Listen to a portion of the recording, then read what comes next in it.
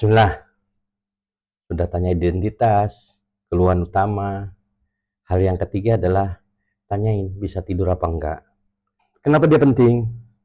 Karena tidur itu kalau dia cukup dan berkualitas, cukup waktunya, berkualitas dia deep sleeping, itu merupakan bagian yang penting dalam proses penyembuhan tubuh secara alami.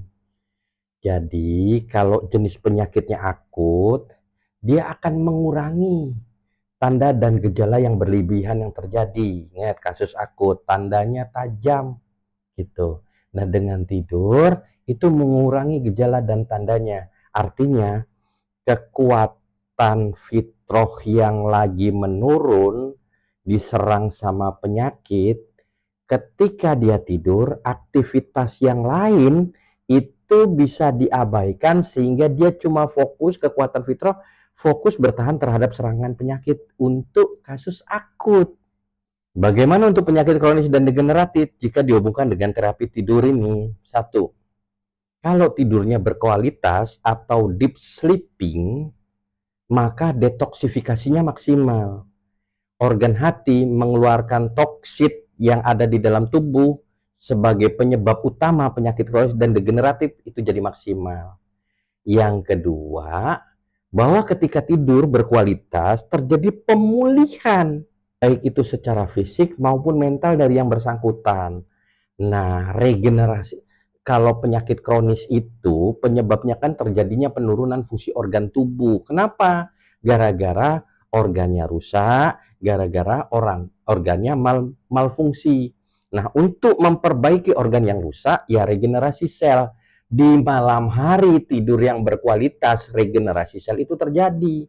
Kalau regenerasi sel terjadi, fungsi organnya kerjanya maksimal, maka yang terpenting adalah imunnya juga akan aktif, akan meningkat. Dan tidur ini akan mengatur ulang mekanisme hormonal di dalam tubuh pada posisi yang seimbang. Dan itu menyangkut dengan metabolisme tubuh. Ada relax respon, ada stress respon. Penyakit kronis rata-rata disertai dengan nyeri kronis. Nyeri kronis ini akan menstimulasi hormon kortisol. Ketika hormon kortisol ini keluar terus-menerus, metabolismenya nggak seimbang. Dengan kata lain, ketika yang bersangkutan tidur, sesungguhnya dia lagi melakukan pemulihan.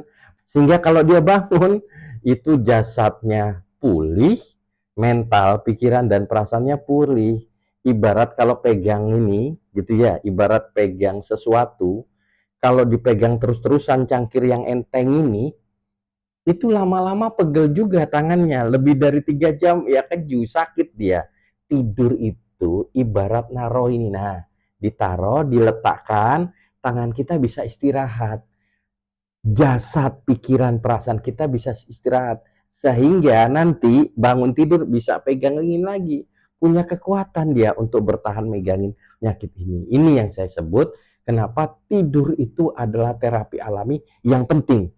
Tapi sebaliknya, kalau orang kurang tidur, apalagi ini penderita penyakit kronis dan degeneratif, maka akan memperlambat proses pemulihannya, akan memperlambat proses regenerasi selnya, akan menghambat imunitas tubuhnya bekerja, akan menghambat keseimbangan hormonal yang terjadi. Itu kalau kurang tidur. Maka ketika Anda ngasih obat herbal, ngasih nutrisi yang bagus, terapi fisik, bekam akupuntur, pijat, dan lain sebagainya, kalau tidurnya tidak berkualitas, kalau waktu tidurnya sangat-sangat kurang, maka proses pemulihan, penyembuhan dari penyakitnya akan sulit, sia-sia. Maka tidur ini menurut kita sebagai pilar intervensi penyakit kronis dan degeneratif yang utama, termasuk untuk penyakit kasus-kasus akut. Jadi kalau pertanyaannya adalah, Pak, berapa lama sehari tidurnya? Ya, saya 8 jam. Pengen tanya, tidurnya berkualitas nggak? Sebentar-sebentar bangun, sebentar. Oh iya, ya berarti nggak berkualitas. Pak, tidurnya berapa? Oh, paling cepet saya itu tidur jam 1 malam. Bangun-bangun sebelum subuh, berarti kurang waktu tidurnya. itu ada penanda bahwa dalam proses terapi nanti hambatan terbesar adalah itu tadi. Dan ingat ya, Imam Ibnu Qayyim Al-Jauziyah itu pernah menyampaikan tidur yang cukup itu merupakan salah satu bentuk penjagaan kesehatan.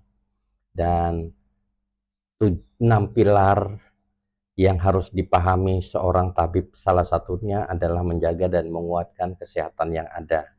Jadi intervensi terapi baik itu fisik, nutrisi maupun herbal, pertama sekali adalah bagaimana tidurnya berkualitas sebelum fokus pada bagaimana menghilangkan penyakit yang menghampiri pasien kita.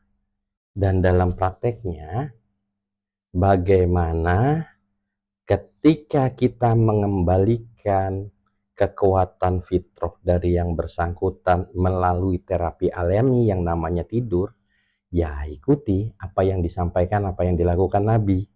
1, kalau mau tidur niat dulu. Kalau mau tidur itu doa tidur dulu. 2, gelapkan ruangan tidur, karena dengan bergelap itu pupil matanya nyempit. Kalau pupil matanya nyempit, salah satu tanda mode tubuhnya adalah relax respon. Detak jantung jadi melambat, pembuluh darah jadi melebar. Nah, kualitas tidur ketika dia tidur dengan gelap ruangan itu akan membuat deep sleeping.